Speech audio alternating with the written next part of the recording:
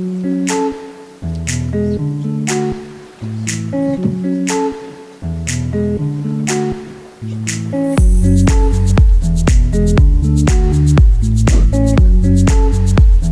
vais mettre le compteur de temps parce que, effectivement, c'est un sujet qui est tellement passionnant qu'on pourrait en parler pendant 3 heures. Donc, juste me présenter, Christian Charlier. Je travaille dans une entreprise merveilleuse et exceptionnelle qui s'appelle Airbus. Alors, dans Airbus, je fais un travail, on va dire normal. Je m'occupe des nouveaux développements et de la qualité des nouveaux développements sur la 350, mais c'est pas pour ça que je suis ici. Je suis ici parce que il y a presque 4 ans maintenant, j'ai créé une communauté dans cette entreprise sur le sujet de la douance. Et d'ailleurs, c'est au nom de cette communauté que je vais parler aujourd'hui. Juste pour donner le cadre, je ne vais pas parler au nom d'Airbus, mais au nom de My Gifted Network, qui est cette communauté sur la douance dans Airbus. Juste remercier Virginie Durin et Fabienne Vachette qui m'ont invité à venir vous voir aujourd'hui et vous parler un peu du sujet de l'après-l'école. Moi, je ne vais pas vous parler d'école, même si aussi, je vais évoquer quelques sujets sur l'école. Le service information et conseil des familles pour l'organisation de cette journée qui est tout juste génial. Et puis aussi l'Appel de Paris qui nous accueille dans des locaux qui sont vraiment faits pour ça, et c'est super. Donc, comme je vous ai dit, je ne parle pas au nom d'Airbus, mais je parle au nom de My Gifted Network. Ce network, qui fait partie d'un réseau qui est plus grand dans Airbus, qui s'occupe de toutes les diversités et qui essaye de fédérer toutes les diversités et qui s'appelle Balance for Business. Et ça, c'est un élément important, justement, parce que je dirais la diversité qui nous concerne, en la faisant avancer, ça va aider d'autres diversités. Et en faisant avancer d'autres diversités, d'ailleurs, le sujet, par exemple, des femmes a fait énormément bouger les choses dans les entreprises. Et finalement, on nous a ouvert la voie aussi sur pas mal de sujets pour avancer sur d'autres sujets à nous. Alors, on va juste présenter dans l'inconscient collectif à quoi ressemble un haut potentiel cognitif. Donc, on va parler de mythes, de préjugés. Voilà. Donc, effectivement, il a forcément une grosse tête. Il doit avoir des petites jambes parce qu'il est mauvais en sport, forcément. Il est prétentieux et condescendant, arrogant. Ça va devenir un geek, obligatoirement. Et puis, parfois, il est un peu autiste, parce qu'on ne comprend pas trop. Donc, voilà, tout ça, ça existe partout, encore aujourd'hui, cette idée-là. C'est très difficile, je dirais particulièrement dans la culture française. Elle ne nous aide pas, la culture française, sur ces sujets-là.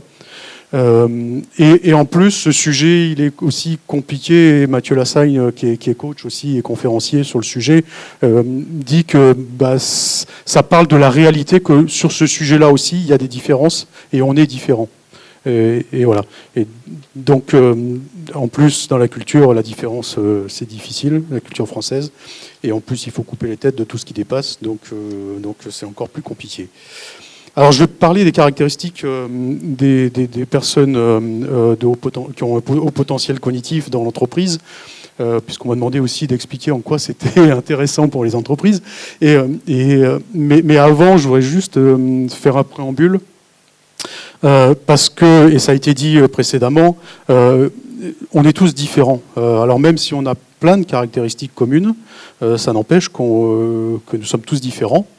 Et catégoriser, je sais qu'aujourd'hui, il y a beaucoup de gens qui essayent de catégoriser. Alors moi, ça me gêne un peu parce que catégoriser des gens qui ne rentrent pas dans la boîte, je ne vois pas à quoi ça sert. Et je dirais même c'est dangereux, et je vous dis, à vous qui êtes parents ou enseignants, faites très attention à ce qui peut se dire aujourd'hui, parce qu'il se dit tout et tout. Et je dirais, la catégorisation, ça peut devenir un enfermement, et ce n'est pas forcément une bonne chose, et pour les parents, et pour les enfants, et voilà. Et pour les adultes aussi, parce que ce qu'il faut comprendre, c'est que finalement, on a quelque chose qui est un peu commun, qui est cette cognition. Alors même dans la cognition, il y a des différences. On le voit au travers du test. On n'a pas tous les mêmes résultats dans les subtests, donc il y a des différences aussi. Mais bon, si on considère qu'il y a quand même une certaine, beaucoup de choses qui sont assez similaires, presque une culture commune, mais même peut-être aussi des vécus communs, on pourrait en parler. si je parle en global, ce qu'il faut considérer, c'est qu'au-dessus de ce cercle-là, il y a la construction singulière. Et donc, c'est comment on s'est construit, voilà, notre enfance, nos parents, les rencontres qu'on a faites, les traumatismes, tout ça, c'est notre construction. Et au-dessus de ça, il y a aussi l'environnement dans lequel on est. Donc, il faut, quand on va parler de caractéristiques, il faut aussi replacer ça dans tout ce schéma-là et comprendre qu'en plus, tout ça, ça évolue. C'est pas une photo figée, c'est une photo qui évolue dans le temps et qui évolue aussi en fonction du milieu dans lequel on va se retrouver. Donc l'idée, c'est qu'on peut travailler là-dessus, sur ce cercle, et on peut travailler sur ce cercle-là. Donc il faut vraiment avoir cette idée qu'on n'est pas dans une photo figée.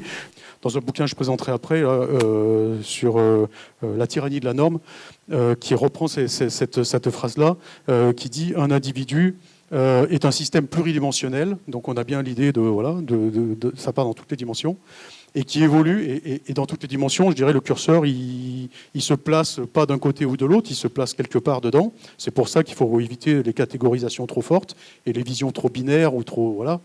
Et en plus, ce curseur, on peut le bouger, et il bouge de toute façon. Et il bouge justement en travaillant sur soi et aussi en travaillant sur le milieu. Donc il faut vraiment considérer la personne dans tout ça. Dans l'entreprise, parler de haut potentiel cognitif comme une élite, comme je dirais dans l'éducation, ça n'a pas vraiment de sens. C'est pas vraiment ça le sujet. En une phrase, bon, ça a été présenté, hein, une personne à haut potentiel cognitif, c'est plus de ressenti, donc plus d'émotions, hein, ça fait partie du package souvent, d'empathie, même s'il y a des gens qui se coupent de tout ça. C'est plus de perception sensorielle, donc on capte plus de choses, et voilà, et puis ça va plus vite. Donc c'est en fait des personnes qui sont plus. Hein. Ça ne veut pas dire qu'elles sont meilleures que les autres, hein. Ce n'est pas un jugement, c'est un fonctionnement. Alors, en quoi ce sujet pour les entreprises peut devenir, est un vrai sujet en tout cas. Il faut prendre ça comme un package de forces et de faiblesses, et ça a été aussi expliqué à l'école, c'est le même sujet. Donc dans les forces, effectivement, c'est des gens qui voient qui voient les problèmes en termes de solutions, mais pas en termes de problèmes. C'est des gens qui sont qui ont une facilité pour gérer la complexité, qui apprennent très vite, qui ont des capacités de conceptualiser, d'abstraction. Alors, encore une fois, là, je dis c'est des caractéristiques générales, et mais il faut prendre chaque individu dans sa singularité après. Ils sont en général efficaces dans la transmission des savoirs, ça peut être des bons enseignants d'ailleurs. Ils sont très bons dans le management des risques. Pour les entreprises, c'est vraiment une chose qui est très importante et essentielle, et parce qu'ils sont capables de capter justement des signaux faibles que les autres ne voient pas. Ils ont une recherche d'excellence. Il y a le côté caméléon où ils ont une capacité de s'adapter à des environnements. Ils sont très bons en interface entre des mondes différents, en interculturel par exemple, ou en interservice, entre un acheteur et quelqu'un de l'engineering, même s'ils parlent le même langage. Ils ont du mal parfois à se comprendre, et la personne va être capable de parler le langage de l'un et le langage de l'autre et de faire le lien, quoi. Donc ils sont très très bons en interface. Ils sont visionnaires, ils identifient les risques mais aussi les opportunités. Innovants. Alors quand on a expliqué ça au début, on nous a dit mais vous pensez qu'il n'y a que vous qui êtes capable de faire de l'innovation, donc ça a été un peu compliqué, on a pris les rames, on a expliqué. Ça a mis quand même du temps, mais aujourd'hui, quand on voit le chemin qu'on a fait, où on en est aujourd'hui, c'est tout juste extraordinaire. Mais voilà, innovant, je dirais, il y a plein de gens qui sont capables de faire de l'innovation, et en plus dans l'innovation, il y a des gens qui sont comme ça, mais bon, peut-être que l'entreprise ne le sait pas. Et puis après, il y a des gens qui voient l'innovation comme de l'amélioration, et là, on n'est plus sur le même sujet. Donc intérrés par leur travail, hein, plus que peut-être par les lauriers. Ils pensent à l'extérieur de la boîte. Voilà. Donc pour l'innovation, c'est juste ce qu'il faut. Et puis le côté empathique qui permet justement de comprendre les émotions des autres. Alors après, ce qu'on pourrait appeler les moins, c'est effectivement cette fragilité sur l'estime de soi. On en a parlé aussi. Il y a des choses à faire là-dessus, hein, ça se travaille, et c'est pas très compliqué finalement. Il suffit de donner les bonnes pistes, et en général, ça se règle assez facilement. Il peut y avoir des frustrations, hein, et des souffrances par rapport au décalage avec les autres. Les tâches routinières, c'est pas pour eux, donc on oublie. Et il ne faut surtout pas les mettre dans des jobs où c'est toujours la même chose, et le lendemain, on revient faire la même chose que la veille. Donc ça, c'est pas la peine, ça marchera pas.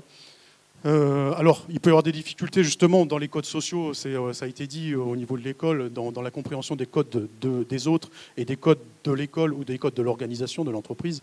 Et ces difficultés, ça va créer un écart. C'est des personnes exigeantes avec soi et avec les autres, donc là aussi ça peut poser des soucis, mais ça aussi ça se travaille. Et après, les réactions émotionnelles, ça fait partie du package. Et là, encore une fois, je dirais le travail sur les émotions, c'est quelque chose qui fait partie du disque dur, c'est-à-dire que ça se upload, c'est quelque chose qu'on apprend. Et finalement, c'est pas mal, parce que autant le processeur il va vite, mais la partie, il y a quelques manques dans le disque dur souvent, et il y a ce côté de comment travailler sur ces émotions.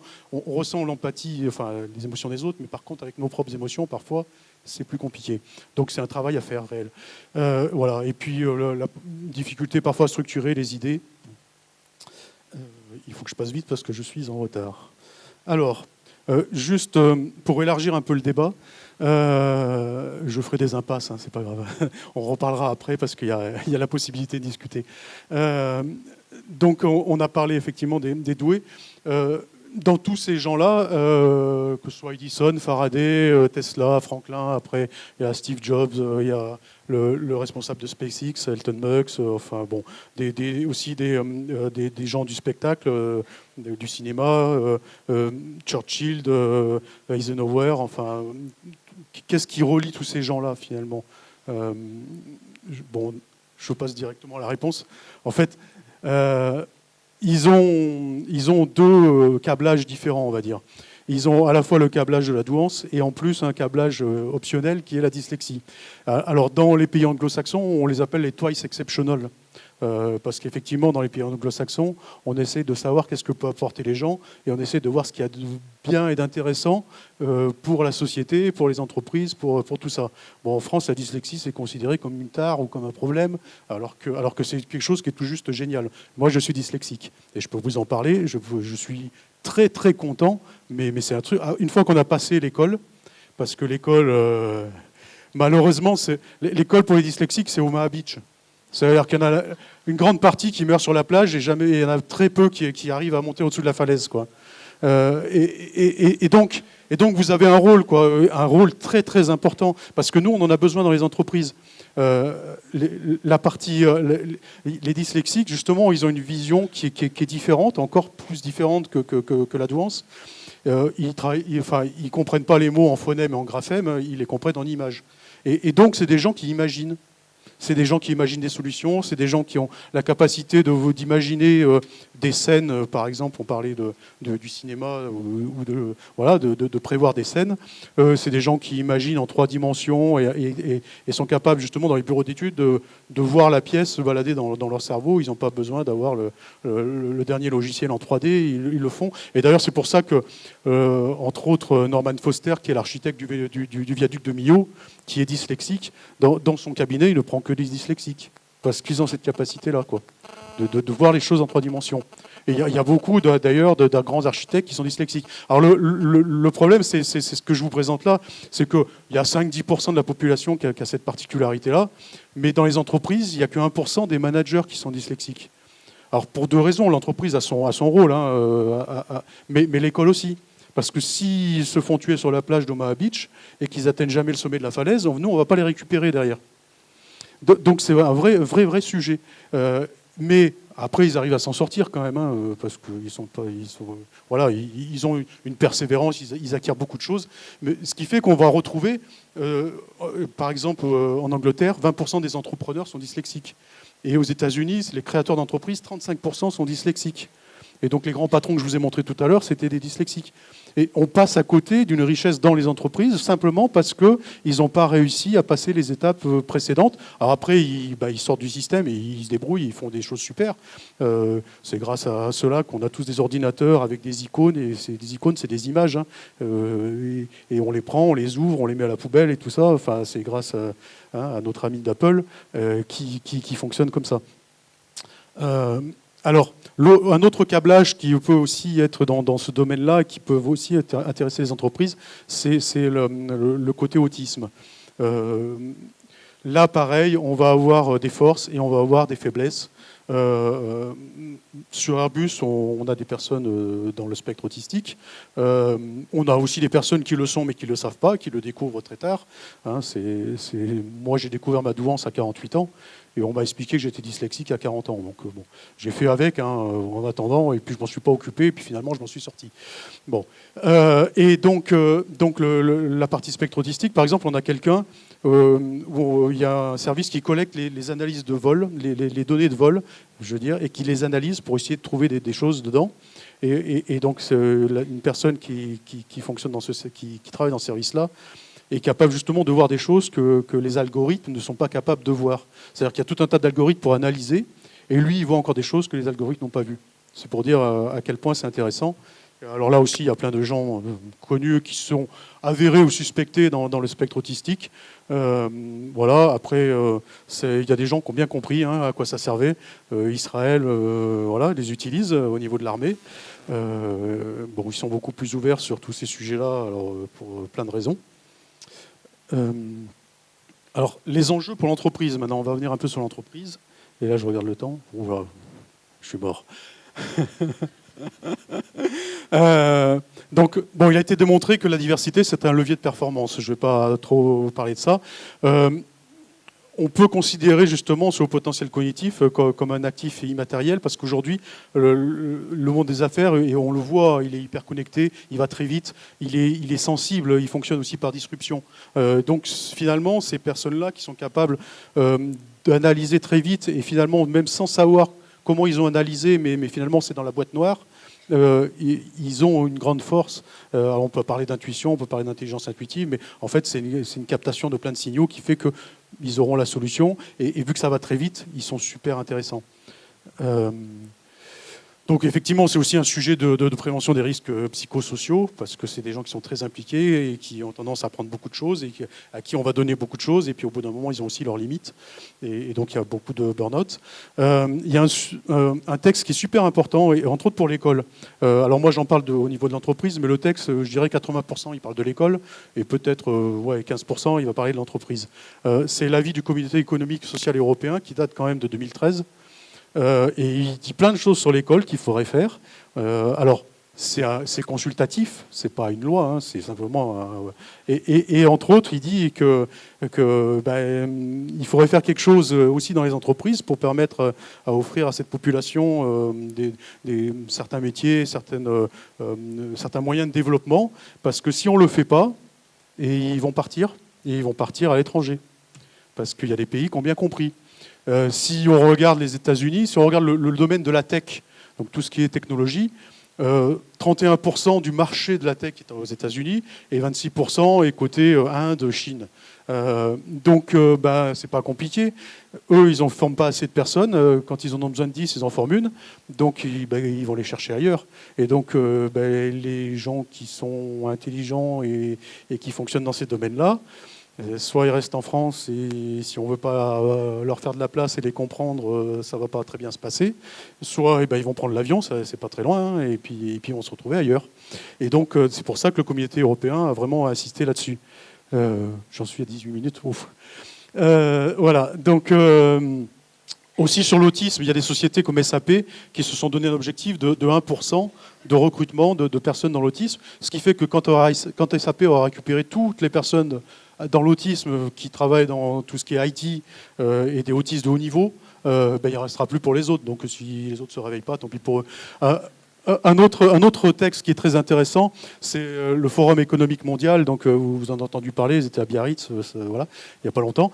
Donc, eux, ils essaient d'imaginer ce qui va arriver demain en termes de compétences. Et en fait, en gros, les compétences de 2022, c'est des gens qui ont une pensée analytique, une capacité d'innovation, une capacité d'apprendre et qui ont développé des stratégies d'apprentissage, qui ont de la créativité, le sens de l'initiative, une pensée critique, ce qui n'est pas trop accepté en France aussi, et analyse, qui sont capables de résoudre les problèmes complexes et qui ont une intelligence émotionnelle. Et voilà. Et donc, toutes ces caractéristiques, finalement, c'est les gens de cette communauté, c'est les gens de ce sujet. Donc, ça veut dire que moi, je suis super optimiste parce que demain, vos enfants, ils vont s'en sortir. S'ils ne s'en sortent pas en France, ils iront ailleurs, mais ils vont s'en sortir. Ce serait bien qu'ils s'en sortent en France, mais Voilà. Donc ça, je vais passer vite, parce qu'on n'a pas du tout le temps. Je répondrai aux questions. Le sujet, c'était parler de solutions dans l'entreprise. Donc, juste pour vous présenter rapidement la communauté qu'on a montée, donc on a ouvert en mars 2016. Je l'ai montée avec Céline Tovar, qui est une collègue qui travaille en Espagne, à Madrid. Aujourd'hui, on a 900 personnes qui nous suivent. Alors, c'est une démarche qui est partie des employés d'Airbus, hein, c'est pas partie de l'organisation Airbus, même si aujourd'hui on a évolué sur ce sujet-là. L'idée, c'est d'informer. L'idée, c'est d'aider, d'accueillir et de permettre à des gens de se découvrir. Et donc après à cheminer, parce qu'une fois qu'on s'est découvert, on n'a fait qu'une partie du chemin. Après, il y a vraiment un cheminement à faire, et il y a des étapes, et donc on aide les personnes à faire ce cheminement-là. Et après, c'est de dire, mais peut-être qu'il y a des choses à faire aussi en termes de business pour l'entreprise, parce qu'il y a du potentiel, et que peut-être il n'est pas forcément complètement bien utilisé. Alors, en quoi le modèle qu'on a créé est agile? La première raison de son agilité, c'est qu'on a créé une communauté qui est complètement ouverte. On n'a pas créé Mensa à l'intérieur d'Airbus, même si Mensa a son rôle et a son historique et a sa raison d'être. Notre communauté, on ne sait pas qui est qui dedans. Alors, on l'a fait comme ça pour deux raisons. La première raison, c'est pour protéger les personnes qui y sont. Finalement, on ne sait pas qui est doué, qui n'est pas doué, et puis on ne parle pas de niveau de QI ou de quoi que ce soit. Et l'autre raison, c'est que si on faisait une communauté fermée, alors s'expliquer nous à nous-mêmes, c'est déjà bien, effectivement, ça nous permet de grandir et de s'aider à grandir, mais l'idée, c'était quand même d'aller expliquer aux autres.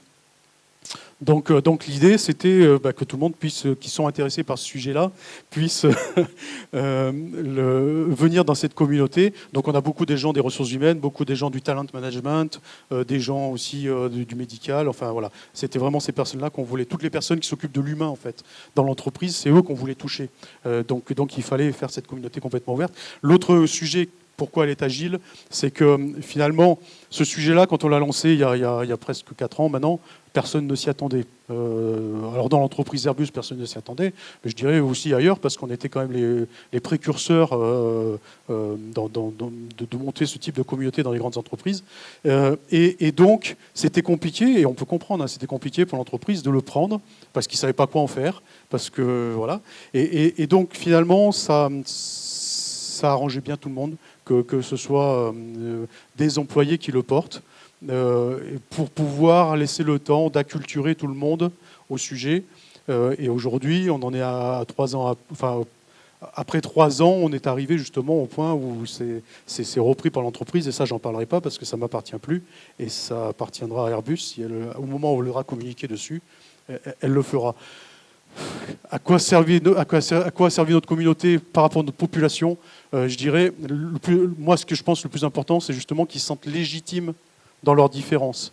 Parce que voilà, le problème, c'est qu'à force qu'on vous dise vous êtes trop, vous prenez trop les choses à cœur, vous êtes trop dans l'émotion, vous avez des idées bizarres ou des choses comme ça, au bout d'un moment, on se sent presque illégitime, et ça a permis de les aider à se dire oui, finalement, je suis légitime dans ce que je suis, dans ma différence, et quelque part, même il faudrait que j'en sois fier, et il faut en être fier, et donc ça permet après d'exprimer son talent.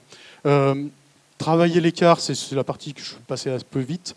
Effectivement, c'est Carlos Tinoco qui parle de l'écart entre ces populations-là.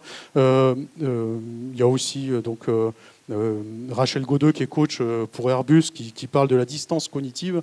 Et en fait, l'idée, c'est de rapprocher l'entreprise, de rapprocher cette population pour essayer de trouver que chacun fasse un peu un pas vers l'autre. Ça permet de rompre l'isolement. On en a parlé, l'isolement à l'école, parce que l'idée, c'est de retrouver des pairs. Alors, ça ne veut pas dire rester qu'avec ses pairs. C'est pas le sujet. On doit tous travailler ensemble. Et c'est ce qui est dit là, c'est que l'intelligence collective, ça vient justement du travail ensemble, enrichi par nos différences, dans des fonctionnements cognitifs différents. Si on fait un clonage d'un côté ou un clonage de l'autre, ça ne va rien donner. Alors aujourd'hui, les entreprises sont très clonées d'un côté, mais ça ne veut pas dire qu'il faut faire le clonage de l'autre. Donc il faut qu'on soit tous mélangés. Par contre, retrouver des pairs, ça permet de se ressourcer, de reprendre l'énergie, parce que tout est fluide et c'est facile, il n'y a pas besoin d'expliquer 3 fois. Et voilà, je vais me faire insulter parce qu'en disant ça, je ne suis pas très inclusif. L'idée, c'est ça, c'est vraiment l'inclusion, c'est vraiment en finale de travailler tous ensemble. Je ne sais pas si j'ai fini, ouais, ça c'est des petites réalisations qu'on a faites. Quelques petits bouquins aussi. Yann Gaël Jaffré, Travail, emploi, douance. Donc c'est grâce à Yann Gaël que j'ai eu accès à ce texte justement européen, enfin pas européen, du comité économique et social européen. Il y a un petit bouquin qui est sorti, petit bouquin. Sandrine Rampon là. Alors il y a beaucoup de choses qui sortent, il y a des choses qui sont bien et des choses qui sont moins bien. Mais bon, celui-là, il est bien. Je dirais les deux premiers, c'est plus pour expliquer aux autres. C'est plus pour expliquer, je dirais, aux managers, aux RH, à la partie médicale, etc., comment ça fonctionne. Et après, Cécile Bost, c'est juste essentiel parce qu'elle est là depuis très longtemps, elle a bossé sur plein de sujets. Et ça, par contre, c'est orienter les deux bouquins suivants sur les personnes douées. Il faut les lire parce que ça vous permet de comprendre plein de choses. Donc la partie de Thierry Brunel dans Adultes sensibles et doués, qui aussi permet de structurer les choses. Et le dernier dont je vous ai parlé tout à l'heure, La tyrannie de la norme, qui là explique plus le sujet des organisations, comment fonctionnent les organisations et pourquoi c'est si compliqué aujourd'hui. Voilà. À retenir, donc voilà, les entreprises sont en transformation, il faut pas jeter la pierre, hein, c'est en transformation. C'est la dernière slide, après j'arrête et j'ai dépassé de 5 minutes. Donc effectivement, ces sujets-là vont devenir forcément essentiels si elles veulent continuer à vivre, si elles veulent continuer à se développer, parce que les choses vont trop vite et parce que tout fonctionne par disruption aujourd'hui et tout ce qui va arriver, qui arrive déjà maintenant, c'est axé sur ce fonctionnement-là. Donc l'idée, c'est encore une fois, l'intelligence collective, c'est de travailler tous ensemble dans nos différences cognitives et dans les autres différences. La guerre des talents, pas oublier que si nous, à l'école et dans les entreprises, on ne change pas, demain, les autres pays dans le monde, j'ai vu une annonce récemment, c'était un cabinet anglais qui faisait une super vidéo sur les plages d'Australie en disant venez dans la tech australienne parce que c'est juste génial, et ils venaient chercher des Français, quoi. Voilà. J'arrête là. Non, mais je peux parler pendant 3 heures, donc il faut m'arrêter. Oui. Merci à vous.